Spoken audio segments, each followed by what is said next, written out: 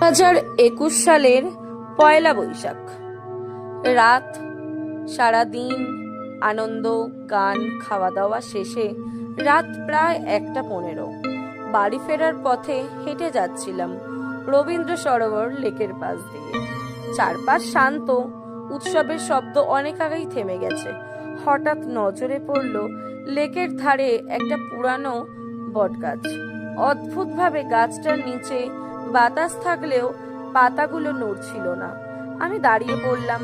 ঠিক তখনই মনে হলো কেউ যেন গাছটার আড়াল থেকে আমাকে দেখছে। একটু এগোতেই শুনলাম, না, পাতার মচমচ শব্দ নয়, মানুষের পায়ের শব্দ।